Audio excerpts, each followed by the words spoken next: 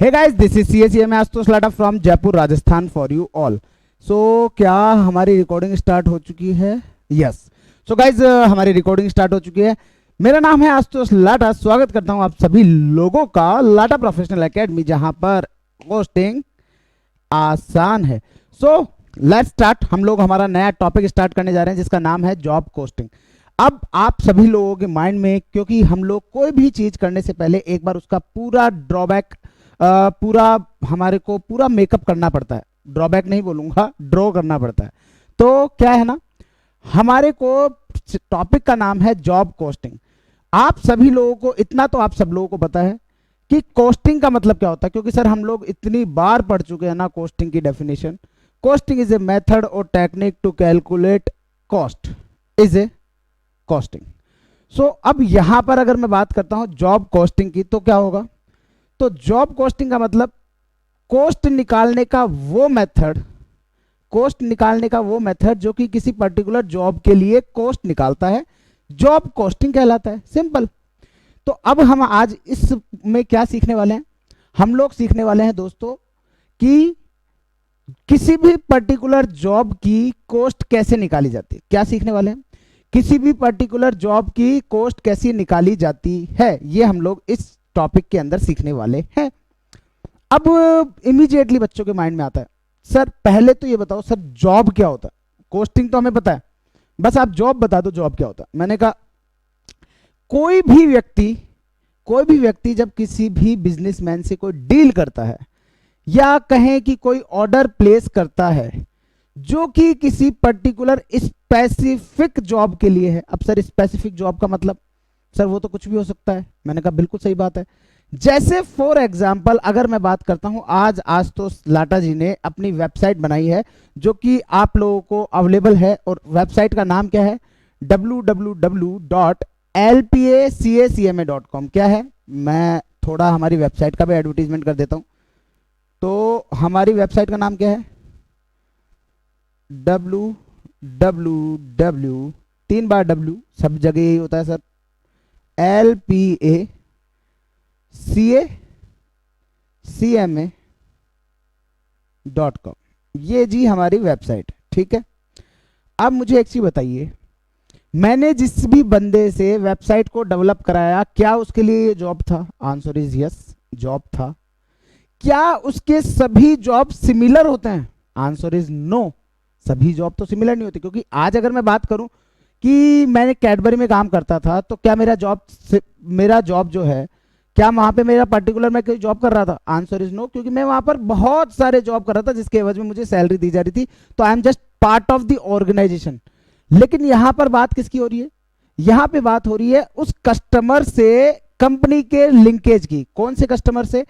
आज सपोज से मैंने वेबसाइट बनाने के लिए, सपोज से मिस्टर XYZ करके कोई बंदा है, उसको मैंने बोला कि क्या भैया आप, हम लोग एजुकेशन के लिए फील्ड में बहुत अच्छा काम कर रहे हैं, हमारी क्लासेस एक्सक्लूसिव CMA के लिए जा रही हैं जिसमें हमारे पास सभी सब्जेक्ट के best to best teachers available हैं। जी हाँ, सभी सब्जेक्ट के बेस्ट टू बेस्ट टीचर आपको इस वेबसाइट पे मिल जाएंगे। तो अब हमें इसके लिए जाना है, तो क्या आप वेबसाइट बना दोगे? वो कहेगा ऑब्वियसली सर, बैठे ही इसलिए हैं सर, आप तो आइए तो सर एक बार आप मिलके तो जाइए। तो मैंने कहा ठीक है, मैं आपसे मिलने आता हूं। तो मैं उनसे मिलने गया। उन्होंने मुझसे पूछा कि सर आप किस तरह की वेबसाइट चाहते हैं? मैंने कहा कोई भी ऐसी वेबसाइट जहां पर हमारे बच्चे के लिए बड़ा यूजर फ्रेंडली रहे। बच्चा बस सिंपली क्या करे, सीधा ये lpacacma.com पर जाए, वहां पर उसको जैसे भी जाना है उसको फिल्टर्स मिले कि CA का बच्चा है तो CMA का बच्चा है तो CMA में, और CMA का बच्चा है तो इंटर ग्रुप 1 का है कि इंटर ग्रुप 2 का है, फाइनल ग्रुप 3 का है कि फाइनल ग्रुप 4 का है, तो ये मिले। फिर उसके बाद में उसके सब्जेक्ट्स के साथ साथ जो भी फैकल्टीज आपके लिए अवेलेबल हैं वो मिले। तो इस तरह की वेबसाइट आप हमें बना दो। तो कहा बिल्कुल सर बना देंगे। अब मेरा क्वेश्चन आप सभी बच्चों से एक है, क्या उस वेबसाइट वाले के पास सभी वेबसाइट एजुकेशन डिपार्टमेंट की जाती होंगी, एजुकेशन लाइन की जाती होंगी, या वो ऐसी वेबसाइट भी बनाता होगा जो कोई CA की प्रैक्टिसिंग हो, कोई इंजीनियरिंग हो, कोई आर्किटेक्चर हो? अब सबको क्या क्लासेस थोड़ी बेचनी होती है, सबके लिए तो क्लासेस बेचना नहीं है। तो सबको क्लासेस अगर बच्चों को सर्व नहीं करना है तो सबकी वेबसाइट अलग अलग बनेगी। अब सबकी वेबसाइट अलग अलग बनेगी तो सबके ऊपर एफर्ट्स भी अलग अलग होंगे। अब सबके ऊपर एफर्ट्स अगर अलग अलग होंगे तो सबकी कोटेशन जो प्राइस कोट की जाती है, सपोज से उसने मुझे प्राइस कोट की 50,000, अब उसने 50,000 कैसे कोट की होगी ये भी मैं आप लोगों को बताऊंगा। अब हम लोग क्या करते हैं, आज तक हम लोगों ने अभी कॉस्ट शीट सीखा, हमने कॉस्ट शीट में जाना कि सर आपका मटेरियल लेबर ओवरहेड ले लो, प्राइम कॉस्ट आ जाएगा, उसमें फैक्ट्री ओवरहेड, एडमिनिस्ट्रेशन ओवरहेड और सेलिंग एंड डिस्ट्रीब्यूशन ओवरहेड, इन तीनों को जोड़ दो और डब्ल्यूआईपी का और फिनिश गुड्स का स्टॉक का एडजस्टमेंट कर दो, तो आपके पास कॉस्ट ऑफ सेल आ जाएगी। अब आपके पास कॉस्ट ऑफ सेल आ जाती है तो हम लोग क्या करते हैं, क्योंकि कॉस्ट ऑफ सेल के अंदर अगर हम हमारा प्रॉफिट जोड़ देंगे तो हमारी टोटल सेल्स आ जाएगी। लेकिन अब तक हम लोग क्या किया करते थे, टोटल सेल्स आ जाती थी, क्वेश्चन पूछता था कि एक यूनिट की सेलिंग प्राइस बताओ, तो हम लोग इजीली कैलकुलेट कर देते थे। क्यों? क्योंकि all the units are identical, वहां पर सभी यूनिट्स होती थी आइडेंटिकल। तो जब सभी यूनिट्स आइडेंटिकल होगी तो सिंपल सी चीज है, आपको हर एक ऑर्डर्स के लिए अलग अलग बनाने की जरूरत नहीं है, आपको तो सबसे पहले एक यूनिट की बना दो। जैसे कि फॉर एग्जांपल अगर मैं आप लोगों के लिए बात करूं, सपोज मेरे को चेयर बनानी है, मेरे को चेयर बनानी है और मेरे को एक चेयर है जो कि मेरे लिए नॉर्मल चेयर है, उसी तरह की चेयर मेरे को सारी चेयर वैसी बनानी है। मैं टीवी में डील करता हूं और टीवी के अंदर मैंने एलईडी बनाया 56 इंच का अल्ट्रा 4K, तो क्या मेरे सभी अल्ट्रा 4K सेम प्रोडक्ट ही रहेंगे, या इस वाले अल्ट्रा 4K में तो अलग रेजोल्यूशन आ रहा है उसमें अलग आ रहा है? नहीं ना। तो हम लोग ऐसी सिचुएशन में तो हम लोग क्या करते हैं, हम लोग पूरा का पूरा टोटल कॉस्टिंग ले लेते हैं, उसमें हमारा प्रॉफिट मार्जिन ऐड कर देते हैं, तो हमारी टोटल सेलिंग प्राइस सारी यूनिट्स की आ जाती है, टोटल सेलिंग प्राइस सारी यूनिट्स की आ जाती है। तो हम लोग उसमें हमारी टोटल नंबर ऑफ यूनिट्स जो हम सेल कर रहे हैं उसका डिवाइड लगा देंगे, तो हमारे पास सेलिंग प्राइस पर टीवी आ जाएगी। वो तो हुआ कब, जब हम लोग बात कर रहे हैं यूनिट कॉस्टिंग की, उसे बोलते हैं, जो अब तक हम लोगों ने सीखा उसे बोलते हैं यूनिट कॉस्टिंग। मैं आपको उसके लिए भी लिखवा दूंगा, डोंट वरी। तो उसे बोलते हैं यूनिट कॉस्टिंग। मतलब जब भी हम लोग पर्टिकुलर यूनिट्स के लिए जो कि ऑल टुगेदर सिमिलर है उसके लिए अगर हम लोग कॉस्टिंग कर रहे हैं तो उसे बोलते हैं यूनिट कॉस्टिंग, जो कि हम लोग ऑलरेडी अभी डिस्कस कर चुके हैं कॉस्ट शीट वाले क्वेश्चंस में। ऑल्दो जॉब कॉस्टिंग में भी हम लोग कॉस्ट शीट वाला पैटर्न ही यूज करेंगे, बट एक डिफरेंट मैनर में। वहां पर क्या हो रहा था कि सभी टीवी को बनाने के लिए, सभी टीवी को बनाने के लिए हमें पता था कि कितना फैक्ट्री ओवरहेड लग रहा है, कितना एडमिनिस्ट्रेशन ओवरहेड लग रहा है। क्यों? क्योंकि हमने तो ऑल टुगेदर लिया ना, ऑल टुगेदर लिया, क्योंकि हमने 100 टीवी बनाए तो हमको पता है ना कि इस साल हमारा और अदर एक्सपेंसेस, अदर जो भी हमारे इनडायरेक्ट एक्सपेंसेस हैं वो कितने लगे हमें पता है। समस्या कहां होती है? समस्या वहां जाकर के होगी जब हमें यह पता हो कि हमारे पास अलग अलग प्रकार के जॉब हैं। जैसे फॉर एग्जाम्पल मैंने मेरी बुक्स बनाई, अब ध्यान से सुनिएगा, आप सब लोगों के पास 3 बुक्स आ रही हैं, क्या तीनों बुक्स की साइज सेम है? क्या तीनों बुक्स के page number of pages same रहेंगे या एक दो ऊपर नीचे रह सकता है? और क्या जिस हम पब्लिकेशन हाउस से, जिससे हम लोग प्रिंटिंग हाउस से जब हम प्रिंट करा रहे हैं, तो क्या वो प्रिंटिंग हाउस केवल और केवल, जैसे आज सपोज से अगर मैं मेरे इस वाली बुक की बात करता हूं, कहां गई भाई, देखिएगा ये मेरी बुक है, इस बुक की अगर मैं नंबर ऑफ पेजेस की बात करता हूं तो मैंने शायद इसके फ्रंट में नंबर ऑफ पेजेस लिख रखे हैं, I think number of pages रहेंगे इसके 300 के अराउंड रहते हैं, 300 के अराउंड इस बुक के पेजेस हैं। एक बार टोटली मार लेते हैं, टोटल नंबर ऑफ क्वेश्चन है इसमें 471। कहाँ मिलेगा? इनिशियल चैप्टर्स, इनिशियल पेजेस में। और आपको चैप्टर वाइज इंडेक्स दे रखा है, टोटल मार्क्स के पैटर्न दे रखा है। पेजेस किधर है भाई? पेजेस इंडेक्स में आएगा सर, चैप्टर इंडेक्स में। चैप्टर इंडेक्स कहाँ है भाई? क्या चैप्टर इंडेक्स नहीं दिया है क्या? ऐसी तो कहां से, ऐसा कैसे हो सकता है भाई? चैप्टर इंडेक्स मेरे को मिल नहीं रहा है।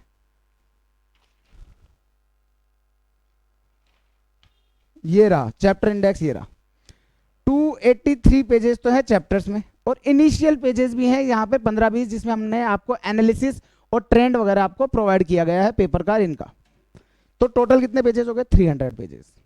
अब मैं जाऊंगा उसके पास, मैंने कहा कि भैया मुझे ना 500 बुक्स चाहिए, हमारे पास ऑलरेडी 300 350 ऑर्डर हैं, और हम लोग ये मान के चल रहे हैं कि ड्यूरिंग द कोर्स हम लोगों के पास 150 ऑर्डर्स और आ जाएंगे, तो आप 500 बुक हमारे लिए प्रिंट कर दो।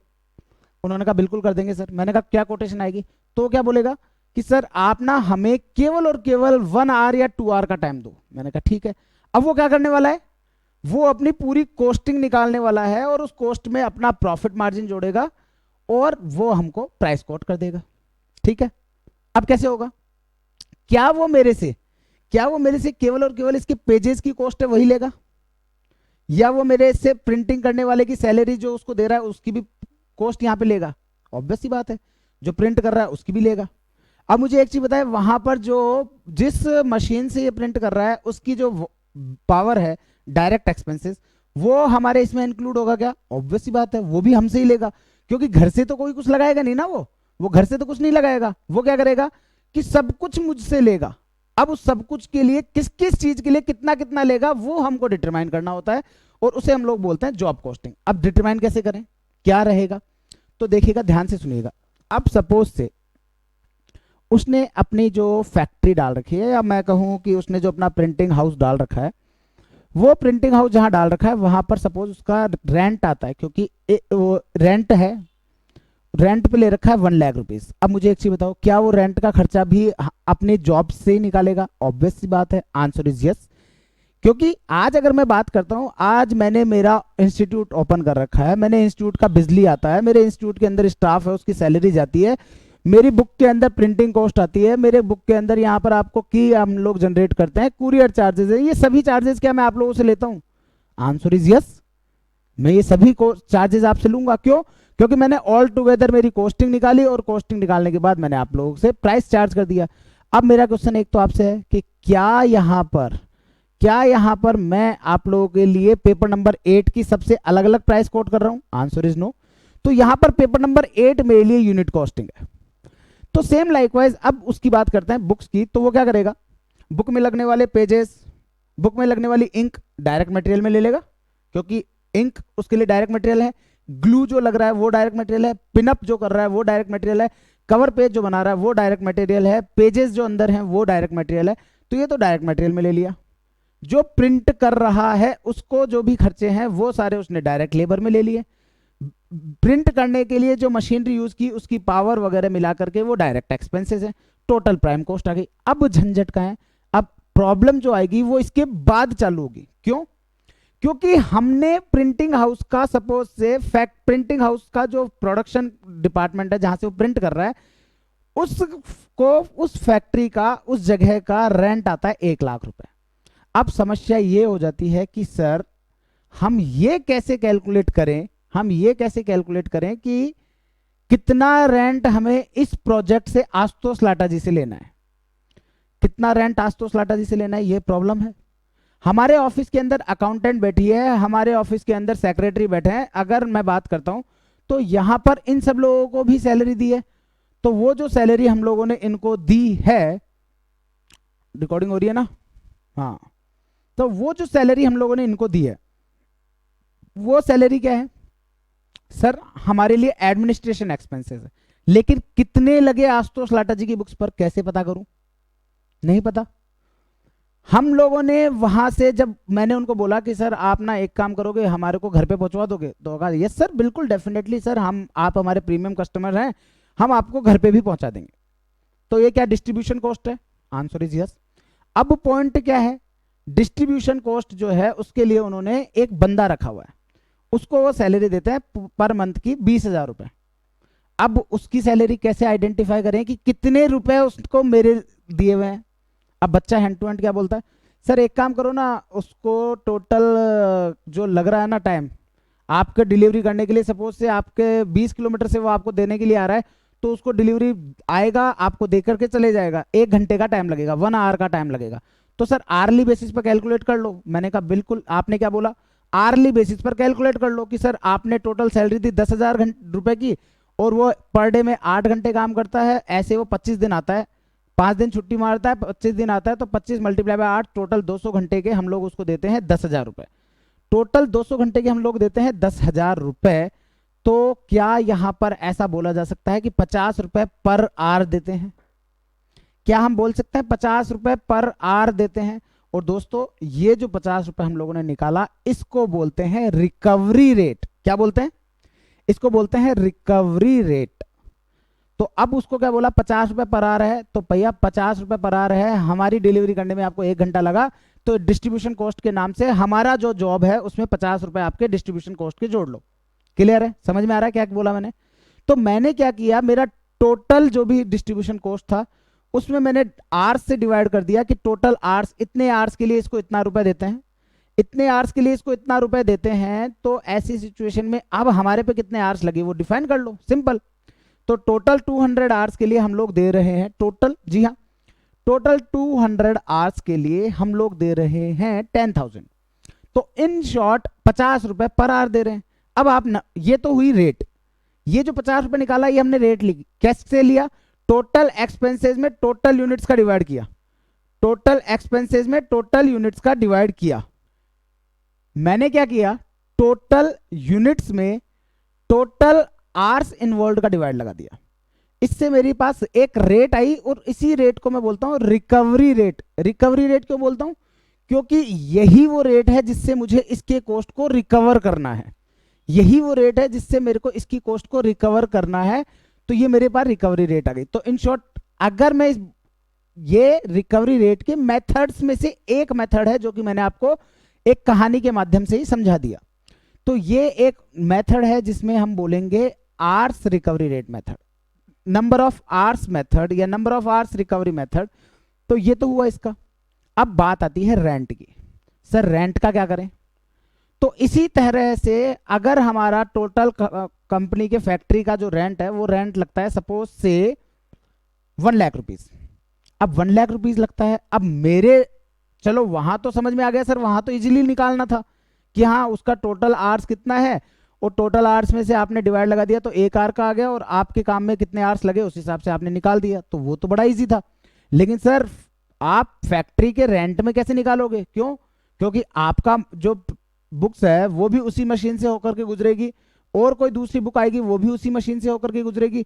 अगर किसी ने बैनर बनवाए वो भी उसी फैक्ट्री के अंदर यूज होंगे। तो मतलब बहुत सारे प्रिंटिंग के, क्योंकि प्रिंटिंग में बहुत सारे काम होते हैं जहां पर आप लोगों के पैम्पलेट्स भी बनते हैं, आप लोगों के ब्रोशर्स भी बनते हैं, आप लोगों के लिए बुक्स भी बनती है, आप लोगों के विनाइल भी बनता है, फ्लैक्स भी बनता है, सनपैक सीट भी बनती है, बहुत सारी चीजें रहती हैं।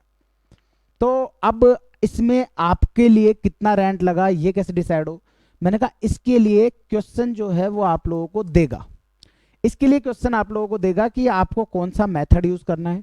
सपोज से क्वेश्चन ने कह दिया आप लोगों को डायरेक्ट मटेरियल की क्वांटिटी के बेसिस पर आपको ये रेट शेयर करनी है। मैंने कहा ठीक।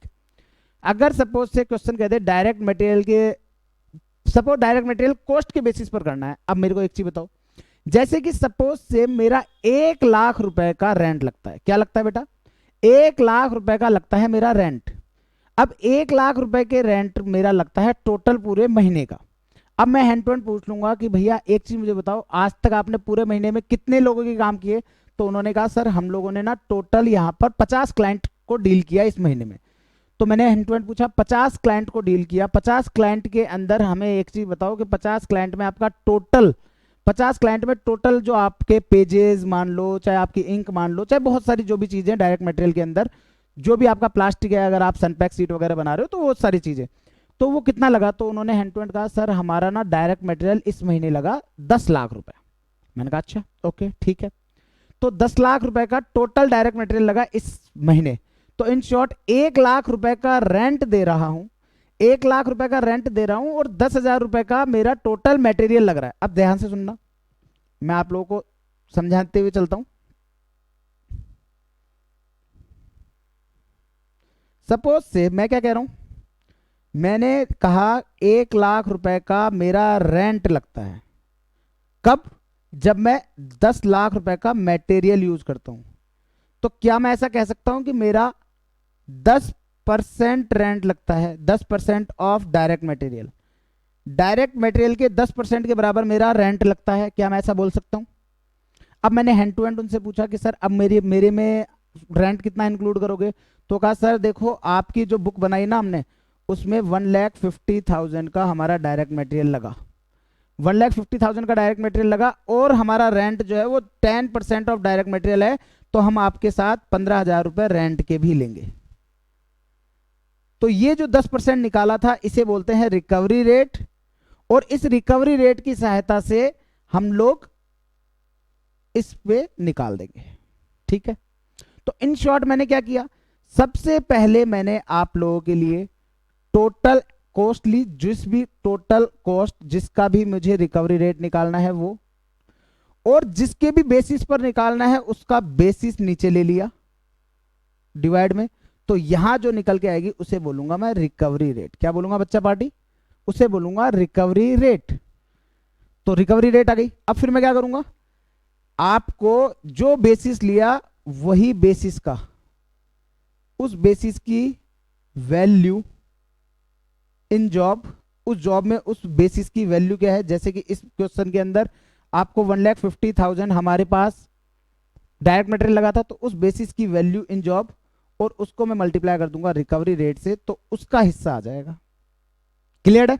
तो ऑल टुगेदर कहने का मतलब क्या हुआ कि हमारे पास जो भी ओवरहेड के एक्सपेंसेस हैं, आज तक हम लोगों ने क्या किया था, क्योंकि हमारे पास सबकी आइडेंटिकल यूनिट थी, एक ही प्रकार के टीवीज बनाया करते थे, तो हम लोगों ने टोटल सबके एक साथ ले लिए और टोटल सारे एक साथ लेकर के टोटल सेल ले ली, और टोटल सेल ले लिया तो हम लोगों ने आपका टोटल उस हिसाब से हमने सेलिंग प्राइस डिसाइड कर दी। ठीक है ना? तो ये हम लोगों ने पहले, आज से पहले डिसाइड करके किया था काम। ठीक है, तो ये हम लोगों ने किया। लेकिन अब हमारे पास क्या है ना, अब हमारे पास सिनेरियो थोड़ा बदल चुका है। अब सिनेरियो अगर हमारा बदल चुका है तो अब की बार क्या करेंगे, पर्टिकुलर जॉब वाइज कैलकुलेशन करेंगे। ठीक है, तो let's move on to the topic. अब आते हैं हम लोग, अब आप लोग को मैंने समझा दिया है इसका लॉजिक, अब कि हम लोग इस चैप्टर में क्या करने वाले हैं। अब आप लोग आ जाएं फटाफट से, और फटाफट से नोट्स लिखना चालू करेंगे। मैं आप लोगों को यहाँ लिखवा रहा हूँ, आप लोग फटाफट से लिखना चालू करेंगे, और हम लोग इसके नोट्स को खत्म करके फटाफट से फिर इसके क्वेश्चन करेंगे। Job costing. अब इस जॉब कॉस्टिंग को समझाने से पहले मैं एक बार आपको यह भी बता दूं कि अभी तक हम लोगों ने जो भी डिस्कस किया था उसको हम लोग जॉब कॉस्टिंग नहीं, उसको हम लोग यूनिट कॉस्टिंग बोलते हैं। तो आप लोग इसमें हेडिंग डाल दें यूनिट कॉस्ट।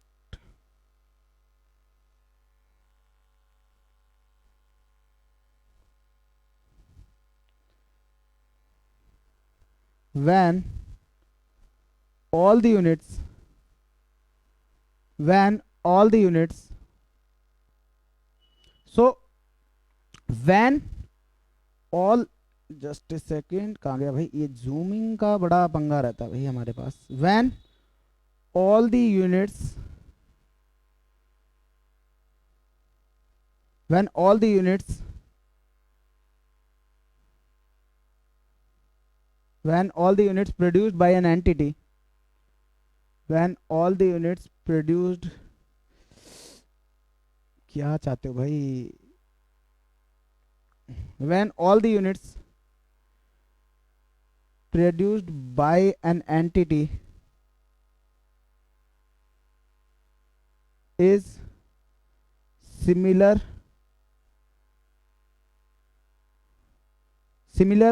और आइडेंटिकल भी बोल सकते हैं, मतलब कि सेम, बिल्कुल सिमिलर और identical, then in that case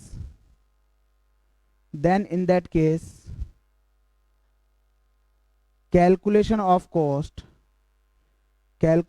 is very easy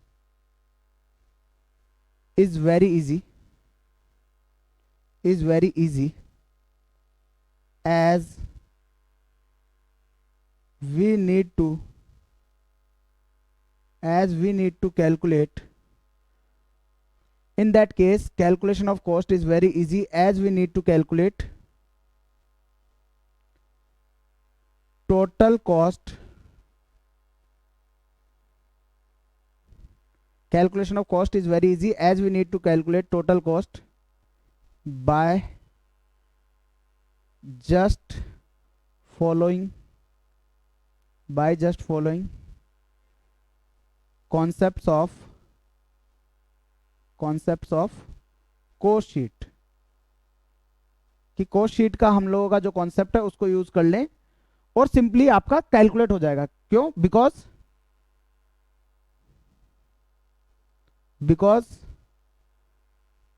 all cost will be recovered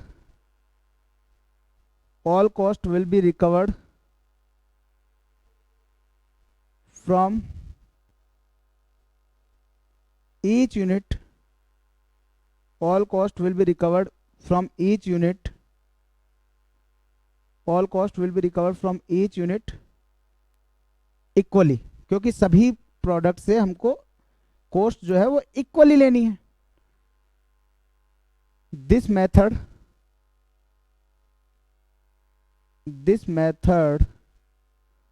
of calculation this method of calculation of this method of calculation of cost this method of calculation of cost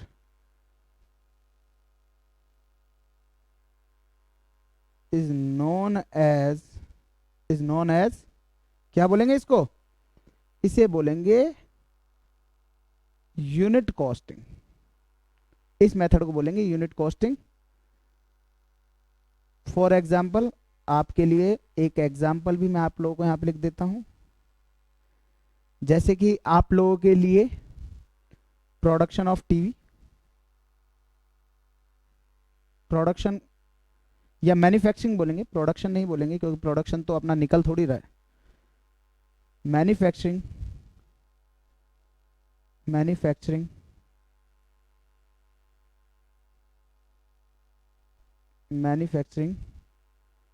of TV manufacturing किया सब.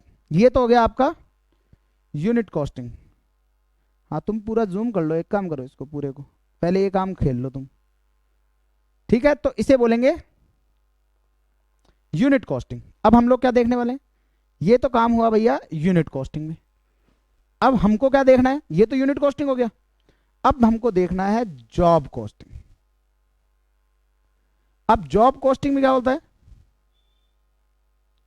अब job costing में हर एक job अलग अलग प्रकार का होगा. हर एक जॉब अलग अलग प्रकार का होगा. तो हर एक अलग अलग जॉब के लिए हमको हमारी प्राइस कोट करनी है कि भैया आशुतोष सर से उनकी बुक्स की कितनी प्राइस लेनी है, ये सारी चीजें. तो ऐसी सिचुएशन में when an entity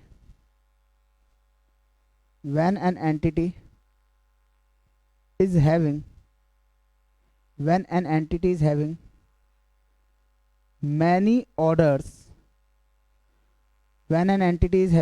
orders, but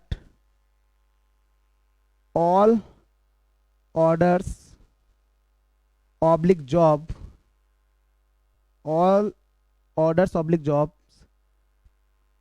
are not similar. All order and jobs are not similar. Then in that case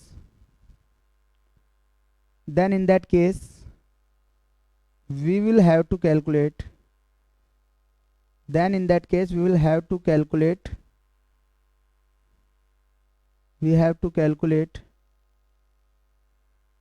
cost. We will have to calculate cost job wise. तो हम लोगों को जो कॉस्ट कैलकुलेट करनी होगी वो करनी होगी job wise.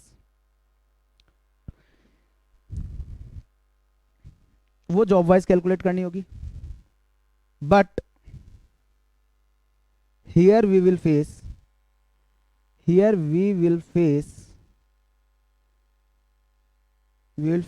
An issue.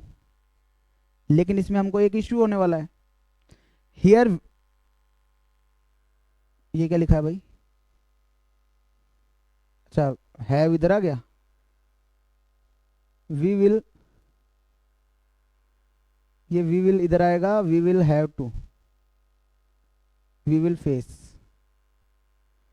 Here we will face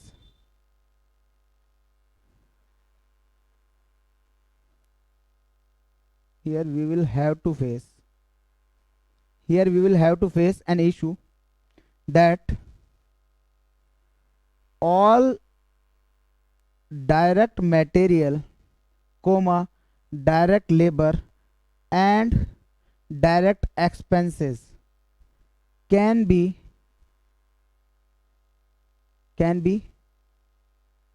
easily identifiable.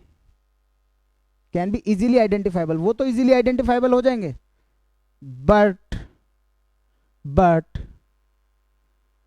All the indirect expenses, यहाँ इनडायरेक्ट एक्सपेंसेस में मतलब मैं सारे तीनों कवर कर रहा हूं, all the indirect,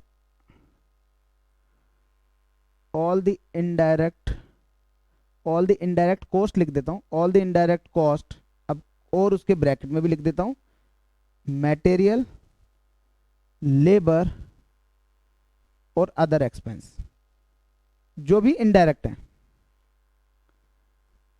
that all direct material, direct labor and direct expense can be easily identifiable, but all indirect costs are not easily identifiable.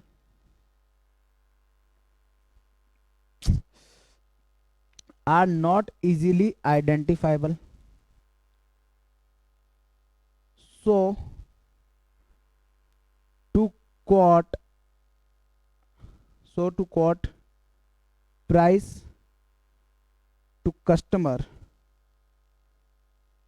so to quote the price to customer, we need to calculate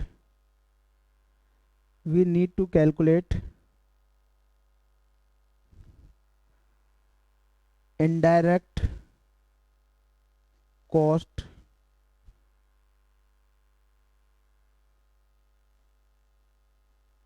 on a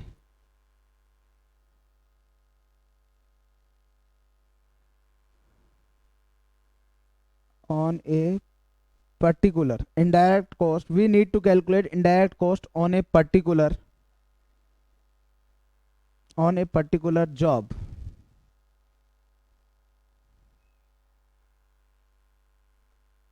Indirect cost on a particular job, क्या लिखवाया मैंने,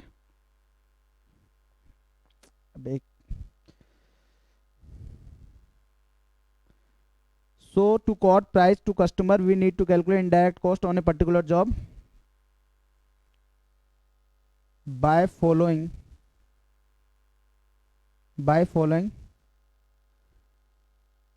different methods of recovery. हम लोग क्या करेंगे, recovery के different methods लेंगे, which can be as below, जो कि निम्नानुसार हो सकते हैं। जैसे कि पहला, हम ऊपर से ही चलते हैं, डायरेक्ट मटेरियल कॉस्ट मेथड,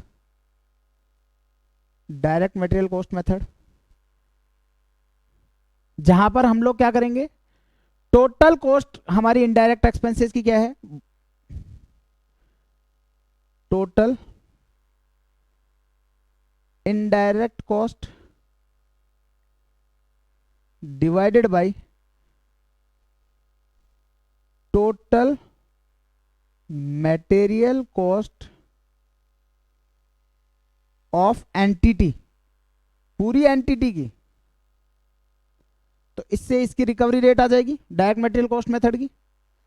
इसी तरह से हमारे पास दूसरा है डायरेक्ट लेबर कॉस्ट मेथड, वहां पर भी हमको क्या करना है, वहां पर भी हम लोगों को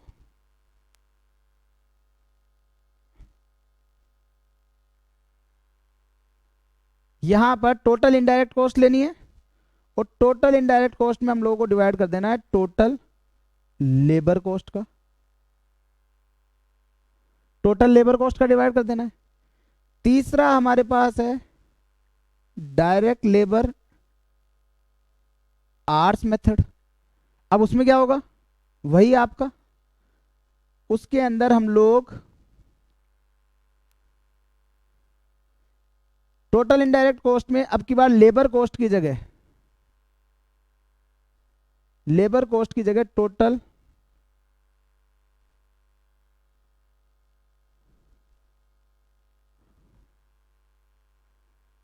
टोटल लेबर आवर्स ले लेंगे। And same likewise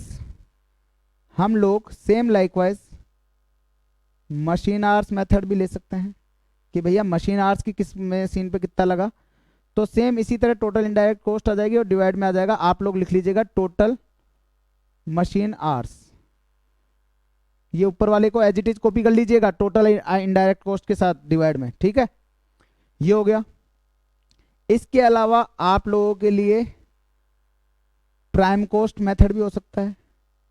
prime cost method कैसे कि अगर मैं direct material, direct labour, direct expense का टोटल करता हूं तो प्राइम कॉस्ट आता है। अब ये मैं सारे जॉब की अगर निकाल दूं, सारे जितने भी मैंने जॉब इस पूरे महीने किए, तो उसका मैं डिवाइड लगा दूं, तो मैं क्या कहूंगा कि मेरा प्राइम कॉस्ट, अगर सपोज से मेरी टोटल कॉस्ट आ रही है 10 लाख रुपए की, मेरी कोई इनडायरेक्ट एक्सपेंस है, मेरे जितने भी जॉब किए हैं उनका सबका टोटल मिला करके 50 लाख रुपए आ रही है प्राइम कॉस्ट। मतलब कि जैसे किसी की 10 आई, किसी की 15, किसी की 5, किसी की 20, तो 15 और 5 20, 20 और 20 40 और 10 50, तो टोटल 50 आई। तो 10 लाख रुपए की इनडायरेक्ट कॉस्ट है, उसके लिए 50 लाख का प्राइम कॉस्ट लग रहा है। तो क्या मैं ऐसे कह सकता हूं कि प्राइम कॉस्ट का 20%, प्राइम कॉस्ट का 20% इनडायरेक्ट कॉस्ट है।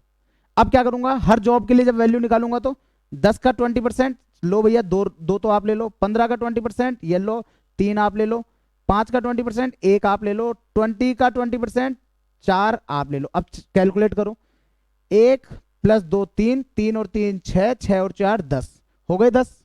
तो इस तरह से इन्होंने इसको रिकवर कर लिया। तो ये प्राइम कॉस्ट का भी एक बेसिस हो सकता है। तो यहां पर हम लोग क्या लिखेंगे,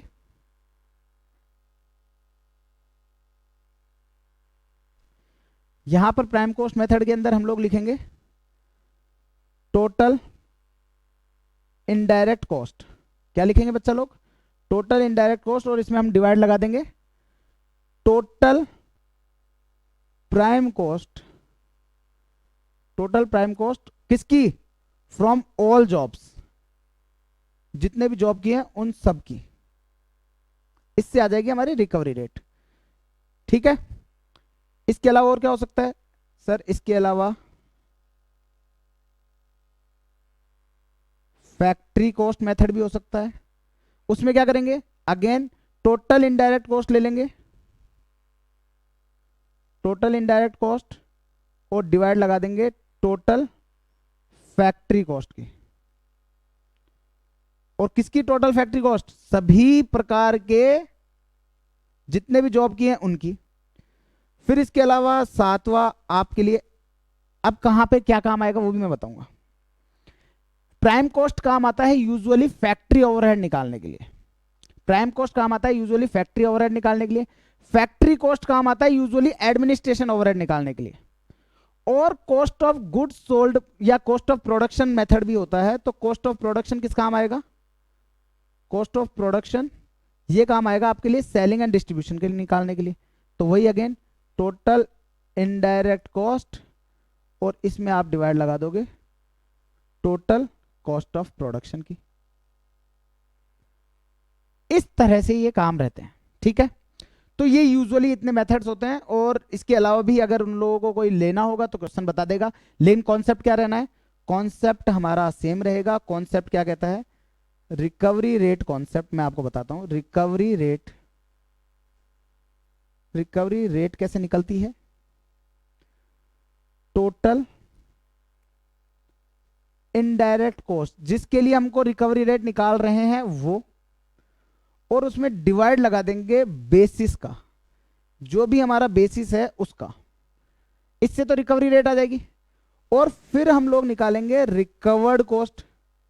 रिकवर्ड इनडायरेक्ट कॉस्ट कैसे निकालना है, तो रिकवर्ड इनडायरेक्ट कॉस्ट हम लोगों को निकालना है। तो रिकवर्ड इनडायरेक्ट कॉस्ट के लिए हमको क्या करना है, जो हमारा बेसिस था, basis in a particular job, अब वो बेसिस उस किसी भी पर्टिकुलर जॉब में कितना है। जैसे कि आपने डायरेक्ट मटेरियल का लिया तो भैया इसके अंदर डायरेक्ट मटेरियल इस पर्टिकुलर जॉब में कितना लग रहा है, और उसको आप मल्टीप्लाई कर देंगे रिकवरी रेट से, तो आपके पास रिकवर्ड इनडायरेक्ट कॉस्ट आ जाएगी, ठीक है। और ये कहां पे काम आने वाला है, job costing, job costing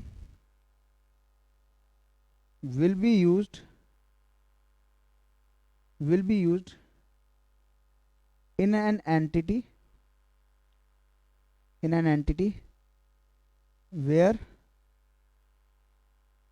all jobs are different.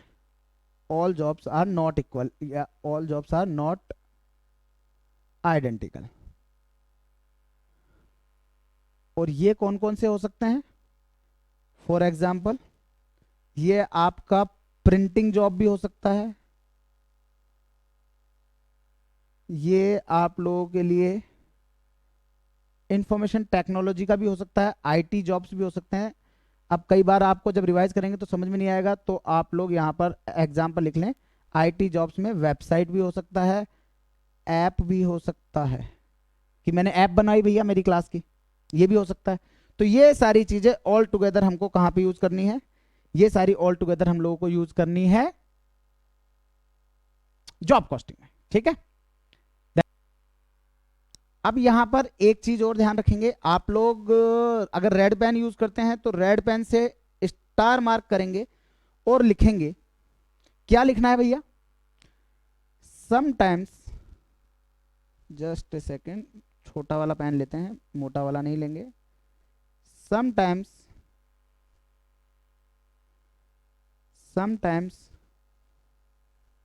Total cost, कौन सी बेसिस की? Sometime total cost oblique hours oblique quantity, जो भी क्वांटिटी वाइज जैसे भी हो, किसकी? बेसिस वाले की। Sometime total cost oblique hours oblique quantity is given department wise and also in total, then for the purpose of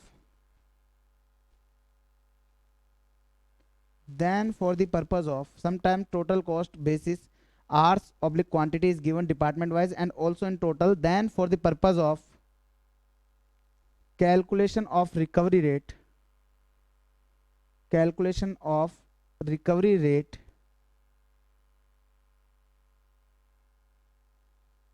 we will, अब red pen use कर रहा हूं तो आप लोग अगर रेड पेन नहीं है तो आप लोग अंडरलाइन कर लीजिएगा। Calculation of recovery rate and also in total, then for the purpose of calculation of recovery rate we will use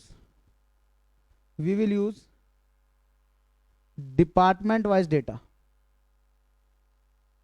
We will use department wise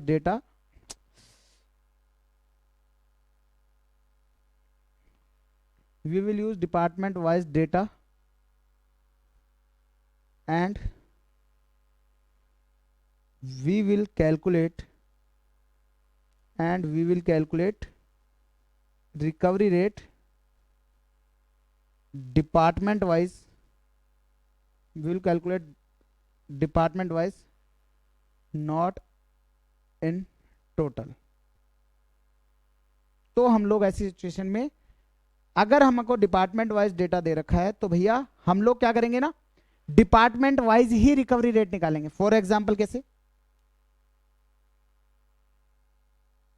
for example आप लोगों को क्या दे रखा है ना, आप लोगों को रेंट दे रखा है। अब रेंट किसका? डिपार्टमेंट 1, डिपार्टमेंट 2 और टोटल। तो सपोज रेंट दे रखा है यहां का 1 लाख, यहां का दे रखा है आपको 2 लाख और टोटल दे रखा है 3 लाख। आपको सपोज से रेंट के लिए आपको कहा था कि आपको मटेरियल कॉस्ट के बेसिस पर बांटना है, तो हम लोगों ने यहां पर लिया मटेरियल, और मटेरियल यहां पर तो हम लोगों ने ले लिया है सपोज से 2 लाख रुपए का, यहां पर भी ले लिया हमने 2 लाख रुपए का मटेरियल लगा, तो टोटल कितना लगा? 4 लाख का मटेरियल। तो यहां पर आप लोगों को क्या ध्यान रखना है? आप लोगों को ध्यान ये रखना है, गलती से अगर आप लोगों ने, अब आप लोग क्या करने वाले हैं, ये मेरे को सारी डिटेल जो दी हुई है ना, ये डिटेल्स मेरे को आप लोगों के लिए, यस, तो मेरे को जो ये डिटेल दे रखी है ये क्या है? टोटल वाइज, मैं पर्टिकुलर जॉब वाइज नहीं है ये डिटेल, ये टोटल है, टोटल एंटिटी का है। अब सपोज से जॉब वाइज डिटेल, अब जॉब की डिटेल दे रखी है, जॉब में मटेरियल लगा, अब ध्यान से सुनना, जॉब में मटेरियल लगा सपोज से यहां पर तो लगा 50,000 और यहां लगा सपोज से 30,000। यहां मटेरियल कॉस्ट है, यहां पर मटेरियल कॉस्ट है 50,000 डिपार्टमेंट 1 और यहां है डिपार्टमेंट 2 में 30,000 और टोटल में कितनी आ गई सर 80,000, टोटल में आ गई है 80,000। अब देखो क्या फर्क पड़ेगा डिपार्टमेंट वाइज और उसका। अब सपोज से मैं यहां पे लिख रहा हूं रॉन्ग मेथड, आप लोग ये चीज लिखे चलिएगा। रॉन्ग मेथड क्या है, रिकवरी रेट निकाली टोटल में, क्या निकाली, रिकवरी रेट निकाली टोटल में। कैसे, टोटल रेंट ले लिया 3 लाख रुपए का, टोटल मटेरियल कॉस्ट ले ली 4 लाख रुपए की, मल्टीप्लाई बाय 100 करके रिकवरी रेट निकाली तो रिकवरी रेट आई 75%। अब 75% रिकवरी रेट आई। अब मैं इस जॉब पर रिकवरी रेट, जॉब में रेंट, जॉब का रेंट कैसे निकालूंगा। अब मैंने रिकवरी रेट टोटल में निकाली है तो मैं यहां पर भी मटेरियल कॉस्ट टोटल में लूंगा, तो मैं क्या बेसिस लूंगा 80,000 मेरा मटेरियल लगा इस जॉब के अंदर और उसका 75%, दैट मीन्स हमारे लिए 60,000 रुपीज का हो गया रेंट, जो कि हमें इस जॉब से रिकवर करना है। अब ये तो होगा रॉन्ग मेथड, अब होगा राइट मेथड। राइट मेथड, अब राइट मेथड में क्या करना है, आपको रिकवरी रेट निकालनी है डिपार्टमेंट वाइज। अब रिकवरी रेट डिपार्टमेंट वाइज निकालूंगा तो क्या लग रहा है 1 लाख रुपए लग रहा था डिपार्टमेंट 1, डिपार्टमेंट 2 और टोटल। अब देखो रिकवरी रेट फर्स्ट में क्या हो रहा है, 1 लाख का रेंट लग रहा है 2 लाख की मटेरियल पर, तो 1 लाख का रेंट लग रहा है 2 लाख के मटेरियल पर, तो रिकवरी रेट कितनी आएगी 50%। डिपार्टमेंट 2 में 2 लाख का मटेरियल लग रहा है 2 लाख पर, तो 2 लाख का मटेरियल लग रहा है 2 लाख पर, तो यहां पर रिकवरी रेट कितनी आएगी सर 100%। और टोटल में तो हमको चाहिए नहीं क्योंकि मैंने आपको डिपार्टमेंट वाइज ही निकालना है। अब यहां पर रिकवर्ड रेंट कितना आएगा, रिकवर्ड रेंट जो कि जॉब से, कि उस जॉब में कितना रिकवर्ड होगा। तो अगर 50% है, 50,000 का मटेरियल डिपार्टमेंट 1 में काम आता है, तो क्या मेरा ये 25,000 आ जाएगा क्या, कैसे आया 50,000 मल्टीप्लाई बाय 50%। दूसरे केस के अंदर आपके लिए मटेरियल कॉस्ट 30,000, तो यहां पर 30,000 था लेकिन डिपार्टमेंट 2 की रिकवरी रेट है 100%, तो यहां पर रेंट कितना आया, यहां पर रेंट आया 30,000, तो टोटल रिकवर्ड रेंट कितना हुआ 55,000। तो यहां पर टोटल 55,000 आ रहा है, ऊपर वाले में 60,000 आ रहा है, लेकिन करेक्ट मेथड क्या है, करेक्ट मेथड है ये है correct method. So we will always use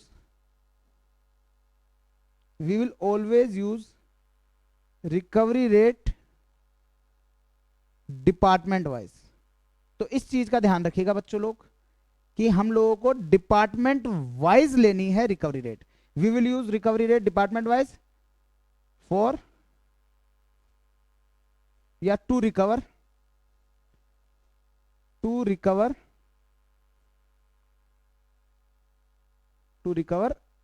other public indirect cost.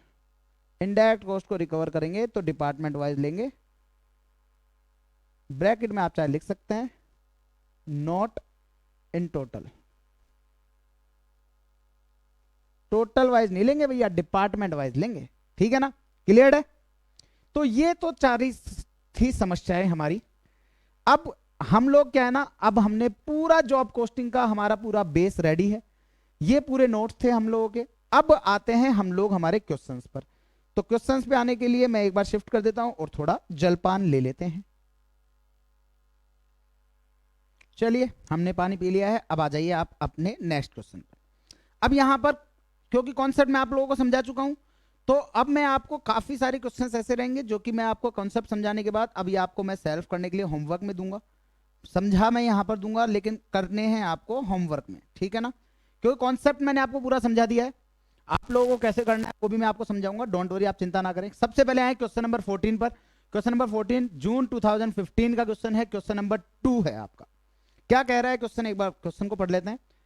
Direct material and direct labour cost of A job number 111, job number 111 है, उसके लिए आपको डायरेक्ट मटेरियल डायरेक्ट लेबर दे रखे हैं 760 और 550 रेस्पेक्टिवली। मतलब कि डायरेक्ट मटेरियल तो दे रखा है आप लोगों को, डायरेक्ट मटेरियल तो दे रखा है भैया आपके लिए 760 का, और डायरेक्ट लेबर आपको दे रखी है 550 की। और क्वेश्चन क्या कह रहा है, overheads are charge 60% of direct labour. Hello ji, हमारे को तो रिकवरी रेट भी निकालने की जरूरत नहीं है, हमारे को तो क्वेश्चन में रिकवरी रेट भी निकालने की जरूरत नहीं, क्वेश्चन ने खुद ने कह दिया कि लेबर का 60% है, ठीक है।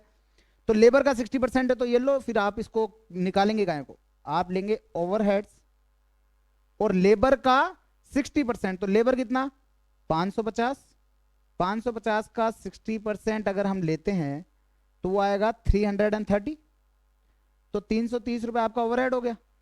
फिर क्वेश्चन बोलता है if the profit is included 20% of the price charge to customer, price charge to customer का 20%, मतलब अगर प्राइस 100 रुपए चार्ज की गई है तो प्रॉफिट है 20, और अगर प्रॉफिट है 20 तो कॉस्ट कितनी होगी 80। तो अगर प्रॉफिट है 20, क्यों, प्राइस चार्ज का 20%, ये ध्यान रखिएगा, ये छोटी छोटी चीजें होती हैं कि सेल्स, इन शॉर्ट ये क्या कह रहा है, आपकी सेलिंग प्राइस का 20%। अभी क्वेश्चन कह देता है कि कॉस्ट का 20%, there is a difference, there is a difference between cost का 20% और सेलिंग प्राइस का 20%। क्यों, क्योंकि कॉस्ट अगर 100 है तो मेरी सेलिंग प्राइस होगी 120, कॉस्ट अगर 100 है सेलिंग प्राइस होगी 120% होगा। अगर मेरी सबसे मेरी कॉस्ट आती है 80 रुपए, सपोज एग्जांपल में 80 पे जाता हूं, अगर 80 रुपए है, कॉस्ट का 20% होगा तो 80 का 20% कितना हुआ, 80 का 20% 16, so accordingly the selling price will be 96। लेकिन अगर मैं बात करता हूं सेलिंग प्राइस का 20%, तो सेलिंग प्राइस कितनी होगी, तो अगर मेरी कॉस्ट 80 है तो सेलिंग प्राइस मेरी जाएगी 100 पे। क्यों, क्योंकि मेरे पास दो एलिमेंट्स को मिलाकर के सेलिंग प्राइस बनती है। दो एलिमेंट्स कौन से, कॉस्ट और प्रॉफिट। कॉस्ट का 20% होगा तो वो केवल कॉस्ट का ही 20 होगा, तो मेरे पास 80 का 20 ही होगा जो कि आपके लिए 16 रुपए। लेकिन अगर मेरे को सेलिंग प्राइस का 20 बोलता है तो सेलिंग प्राइस 100, तो प्रॉफिट है 20, तो कॉस्ट है 80, ठीक है। तो अकॉर्डिंगली इस क्वेश्चन में क्या हुआ, इस क्वेश्चन के अंदर आपको 760 plus 550 plus 830, calculator Ram ji आप कहां हैं, तो देखिएगा, तो 760 प्लस 550 प्लस 330, ये हो गया है 1640 की टोटल कॉस्ट। अब 1640 आपको यहां पर 1640 कितने के बराबर है सर, 1640 है 80 के बराबर, तो 100 के बराबर कितना होगा, 80 मल्टीप्लाई बाय 100, तो डिवाइड बाय 0.80, तो ये आ जाएगा 2000। Calculate the price of job, तो ये हो गया 2050। होमवर्क हो जाएगा सर, क्लास में तो पूरा करा दिया, बस मैंने कहा आप लोग लेकिन इसको फॉर्मेट में कर लीजिएगा, मतलब पर्टिकुलर एंड अमाउंट लिख के, बस बाकी तो सारी चीजें मैंने। चलिए क्वेश्चन नंबर 14 अब आप लोगों के लिए हो जाएगा होमवर्क। चलिए नेक्स्ट क्वेश्चन करते हैं हम लोग, क्वेश्चन नंबर 15। अब देखिएगा ध्यान से, क्वेश्चन नंबर 15 जून 2013 का 5 मार्क्स का क्वेश्चन। ओके सर, 5 मार्क्स का क्वेश्चन है, अभी लेते हैं 5 मार्क्स। देखिएगा ध्यान से सुनिएगा। The production department of A factory, production department of A factory, of A factory मतलब कि टोटल पूरे जितने भी जॉब्स किए हैं ना, उन सभी जॉब्स का मिला के आ गया, क्योंकि पूरी फैक्ट्री का बता रहा है। Furnishes the following data for the month of May 2013, के महीने के लिए आपको डिटेल दी है, ठीक है सर, डिटेल दी हुई है तो कर लेंगे। अब लेकिन कैसे डिटेल दी हुई है, मटेरियल यूज्ड किया हुआ है 54,000 का, मटेरियल दे रखा है 54 का, डायरेक्ट वेजेस दे रखी है 45 की, ओवरहेड्स दे रखा है 36 का, टोटल ओवरहेड दे रखा है 36। लेकिन अब जॉब वाइज निकालने के लिए कैसे होगा, लेबर आवर्स वर्क दे रखे हैं 36,000, मशीन आवर्स वर्क दे रखे हैं 30,000, for a certain job executed by the department during the period the following data. अब ये आ गया आपको जॉब वाइज डेटा, क्योंकि क्वेश्चन ने कहता है for a certain job executed by department during the period the following data is given. क्या है? Material used 6000, direct wages 5000, labour hours work 4000, machine hours used 2400। क्या पूछा है? कैलकुलेट करो cost of job when the overhead are charge using direct material cost rate, अगर direct material cost rate से है तो, लेबर आर रेट से है तो, मशीन आर रेट है तो आपको पास 3 मेथड है। ठीक है सर, कोई बात नहीं, कर लेंगे। आ जाइए, देखिएगा कैसे करना है। तो क्वेश्चन नंबर हमारा ये रहेगा, क्वेश्चन नंबर है ये हमारे लिए 15। तो हम लोग सबसे पहले क्या करेंगे? सबसे पहले हम लोग निकाल देंगे रिकवरी रेट्स। अब रिकवरी रेट्स निकालने के लिए क्या करेंगे? सबसे पहला मेथड लेंगे। अब आप लोग अपनी बुक निकालेंगे, मैं अपनी बुक निकालूंगा, बस बात खत्म है ना। एक बार मैं पढ़ाने के बाद मैं फिर उसके बाद मैं मेरी भी नहीं सुनता, मैं फिर मेरी बुक की सुनता हूं। क्या बोल रहा है? तो देखिए, सबसे पहला मेथड दे रखा है डायरेक्ट मटेरियल कॉस्ट रेट। तो डायरेक्ट मटेरियल कॉस्ट रेट, अब डायरेक्ट मटेरियल कॉस्ट रेट दे रखा है तो मैंने आपको समझाया ना, क्या करूंगा मैं? टोटल इनडायरेक्ट कॉस्ट को तो लूंगा ऊपर, क्योंकि जिसके लिए रिकवरी रेट निकालनी है उसको ऊपर लेना है। तो टोटल ओवरहेड कितना दे रखा है? 36।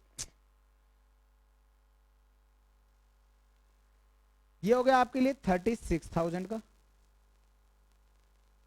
लेना किस पे है? डायरेक्ट मटेरियल की कॉस्ट पर। तो अब मेरे को नीचे क्या लेना है? मेरे को नीचे लेना है डायरेक्ट मटेरियल की ही टोटल पूरी फैक्ट्री की कॉस्ट। क्यों? क्योंकि आपको जो रिकवरी रेट है वो तो फैक्ट्री की निकलेगी ना, फिर उसको जॉब वाइज तो रिकवर्ड करना है। तो 36,000 पूरे कंपनी का, पूरी फैक्ट्री का ओवरहेड है। उसमें अगर मैं पूरी फैक्ट्री का मटेरियल का डिवाइड लगा दूंगा तो मेरा आएगा 54,000 का।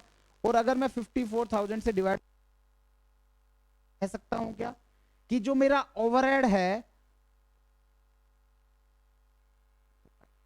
667 रुपीज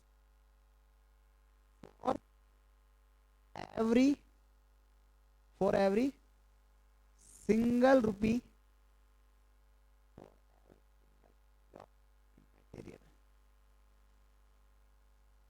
हर एक मटेरियल की कॉस्ट पर, 1 रुपए की मटेरियल पर हमारा 0.667 का डायरेक्ट मटेरियल लगता है। दूसरा मेथड, मैं आपको पहले एक बार रिकवरी निकाल रहा हूं। दूसरा है labour hour rate, labour cost rate नहीं, लेबर आर रेट। ध्यान रखिएगा इस चीज का, ये डिफरेंस है। लेबर आर से अलग आएगी, लेबर कॉस्ट से अलग आएगी। लेबर आर्स, इस चीज पर ध्यान रखिएगा भैया, क्योंकि यहां पर लेबर कॉस्ट भी दे रखे, लेबर आर्स भी दे रखे। आर्स के ऊपर जाएंगे तो 36,000 का, ये तो है रुपीज में,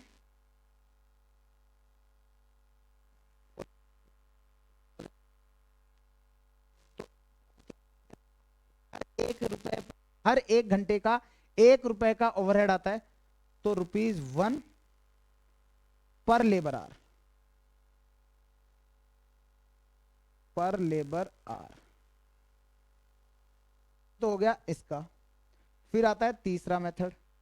तीसरा मेथड बोलता है मशीन आर रेट मेथड। तो मशीन आर रेट, अब मशीन आर रेट निकालना है तो मशीन आर मेथड मतलब मशीन आर्स के बेसिस पर रेट निकलेगी। तो ₹36,000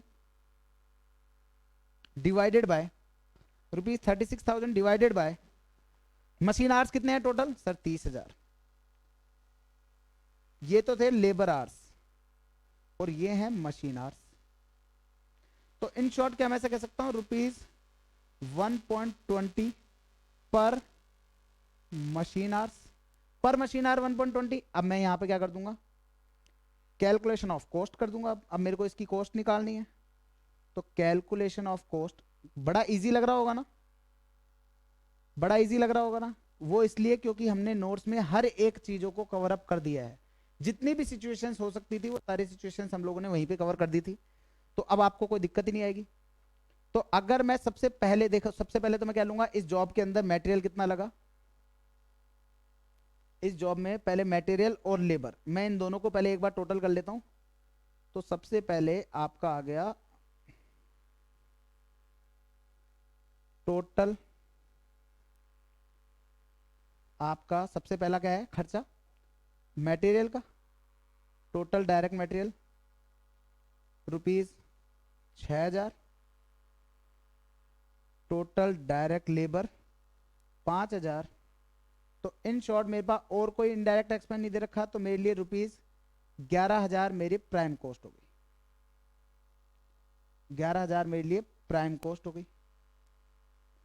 अब मेरे पास ये तो तीनों ही मेथड में ये चीज चेंज होगी क्या? तीनों ही मेथड में ये तो चेंज नहीं होगा। मेरे लिए चेंज क्या होगा? मेरे लिए चेंज होगा आपके लिए केवल ओवरहेड का। तो ओवरहेड का जो खर्चा है बच्चा लोग, ओवरहेड का खर्चा सिचुएशन नंबर 1,